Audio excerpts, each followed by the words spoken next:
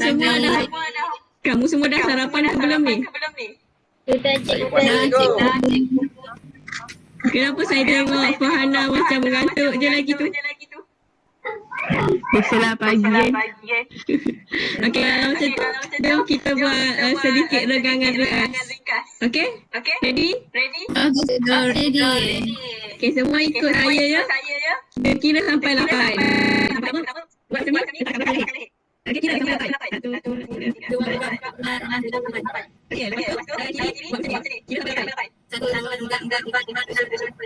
Okey, kanan pula. 1, 2, 3, 4, 5, 6, 7, 8. Okey, lepas tu goyang. Okey, 8. Okey, tarik nafas. Tarik, hembus. Tarik sekali. Okey, hembus. Tarik, tahan. Hembus kuat. Okey. Macam mana lepas buat sedikit regangan, macam mana kamu rasa? Saya rasa makin bertenaga cikgu. Segar eh? Kenapa lah kamu rasa segar? Sebab oksigen sampai ke badan cikgu. Okey, betul.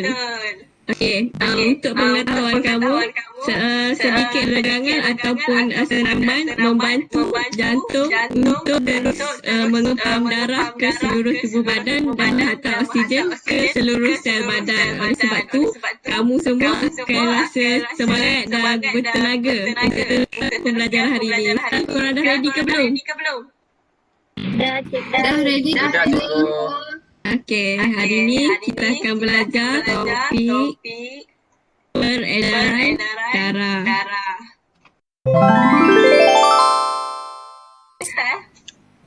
Okey cikgu.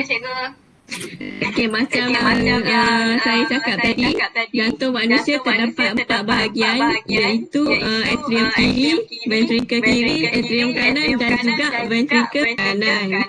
Okey. Atrium kiri ni dia mempunyai dinding berotot yang nipis. Kalau kamu tengoklah bahagian sini, dia nipis je.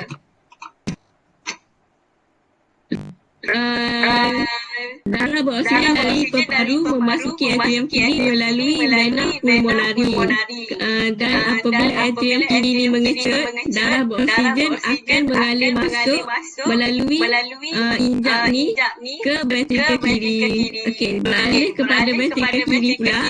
Macam yang kamu semua nampak, dinding ventrikel kiri ni adalah sangat tebal dan berotot.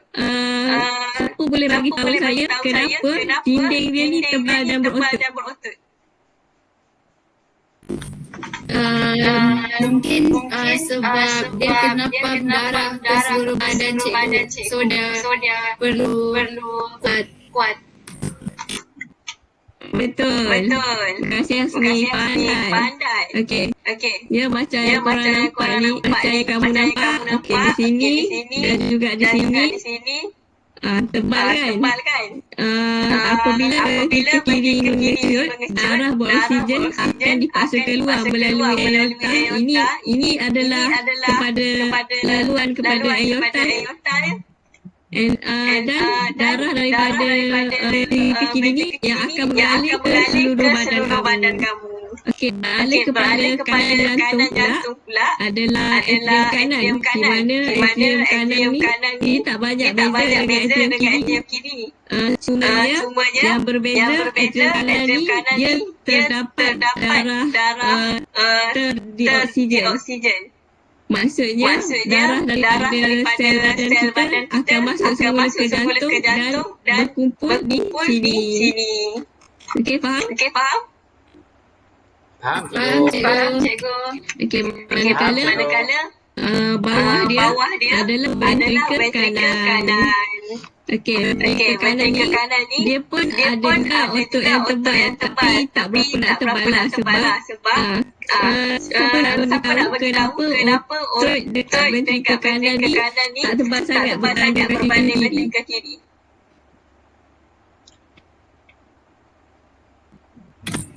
Sebab dia hanya sampai paru je cikgu. Betul.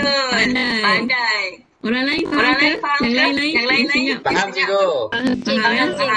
Okey. Setakat ni faham fungsi keempat-empat bahagian jantung? Faham cikgu.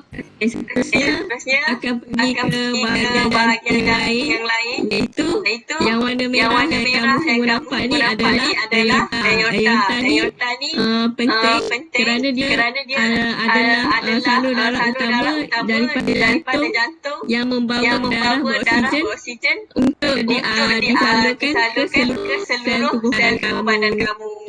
Okey. Dan seterusnya adalah arteri pulmonari di mana dia menghantar darah ke dioksigen daripada jantung dan paru. Manakala bahagian sebelah ni pula adalah vena cava. Vena cava ni berada di bahagian atrium kanan jantung, iaitu membawa darah ke dioksigen dari seluruh badan kecuali paru ke dalam jantung kamu. Okey, dan seterusnya adalah vena pulmonari di mana dia membawa darah beroksigen daripada paru ke jantung. Okey, di sini kalau kamu perasan kita ada perkataan arteri pulmonari dan juga vena pulmonari. Kamu rasa apa yang menyebabkan orang ada perkataan pulmonari ni membawa maksud apa? Siapa boleh jawab? Hasif? Nak try? Maaf cikgu, saya tak dapat jawab. Saya nampak macam Encik Hasni macam tahu jawapannya.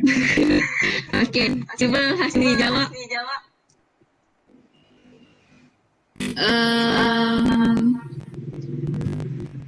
Tak pasti cikgu. Okey. Yang lain? Mas Dian ke Fahana ke? Saya pun tak dapat cikgu. Okey. Saya pun tak dapat. Okey. Untuk pengetahuan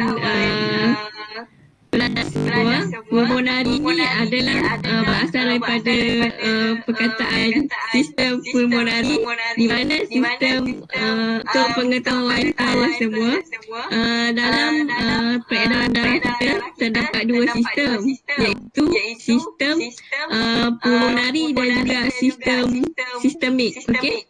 Nanti kamu akan belajar balik, cuma saya nak bagi tahu pulmonari dia melibatkan pengaliran darah daripada paru dan jantung sahaja, tidak melibatkan bahagian organ badan yang lain. Faham setakat ni? Faham cikgu. Okey. Faham cikgu. Okey, lagi satu, seperti yang kamu nampak dekat slide kamu juga, kita ada dua injap, iaitu injap tricuspid dan juga injap sabit. Okey, kedua-dua injap ni fungsi dia semua ada, iaitu hanya menggerakkan pengaliran darah sahala dan tidak berpatah balik. Okey, ini menunjukkan yang sistem jantung kita, jantung manusia ni adalah sangat kompleks dan lengkap. Maksudnya darah beroksigen dan darah tidak beroksigen tidak akan bercampur. Okey, faham? Faham cikgu. Faham cikgu. Okey, ini yang saya cakap tadi. Okey, sistem peredaran darah dalam tubuh manusia ada dua, iaitu sistem peredaran pulmonari dan juga sistem peredaran sistemik. Okey. Sistem peredaran pulmonari adalah sistem yang di mana darah daripada paru-paru dibawa ke jantung. Manakala sistem peredaran sistemik adalah darah daripada jantung dibawa ke seluruh tubuh badan. Okey, faham ya? Faham cikgu. Saya nak tunjuk video tentang pengaliran darah supaya kamu semua boleh faham. Apabila ventrikel kanan mengecut, darah dioksigen dipam ke dalam arteri pulmonari dan darah diangkut ke peparu. Darah beroksigen dari paru diangkut ke dalam atrium kiri melalui vena pulmonari. Atrium kiri mengecut dan darah paksa masuk ke dalam ventrikel kiri melalui injap bikuspid. Apabila ventrikel kiri mengecut, darah beroksigen dipam ke dalam aorta dan darah diangkut ke semua bahagian badan.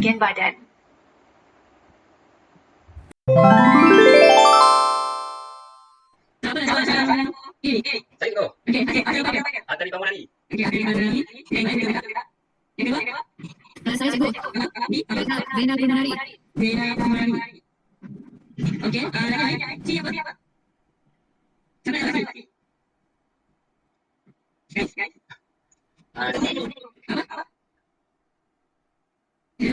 Situ saya rasa vena cava. Vena cava, okey. Itu bukan kita. Ventrikel kanan. Okey, vertikal kanan. Aorta. Aorta. Okey, lagi. Masih ada jauh cikgu. Okey, jadi. Okey,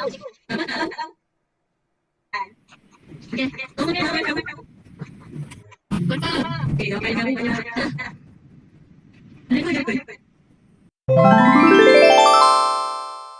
Okey. Sekarang ni selepas penerangan kali kedua, kamu faham tak?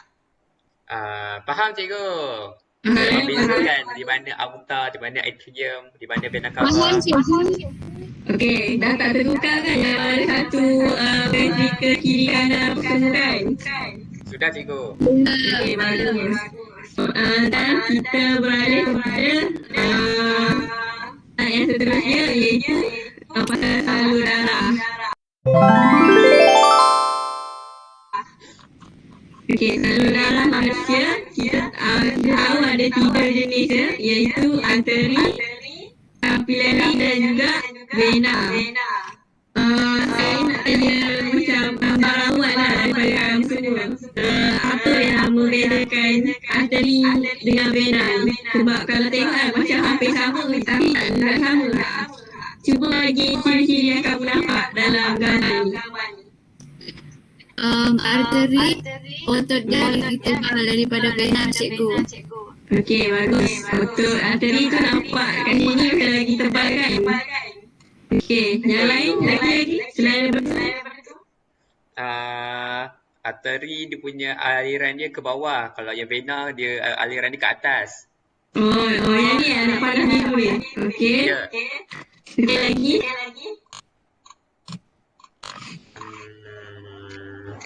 Ada satu yang saya rasa ketara.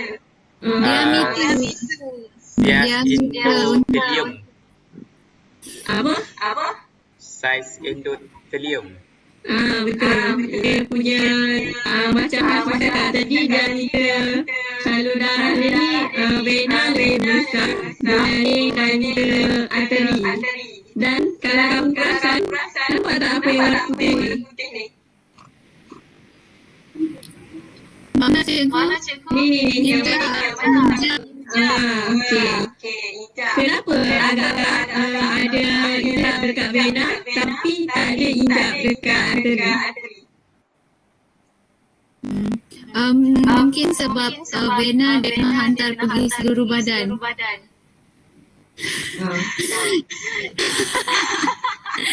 Dia tak nak darah yang beroksigen masuk semula cikgu ke dalam. Okey, betul lah. Apa? Kita pergi seterusnya. Kamu semua faham kenapa vena ni.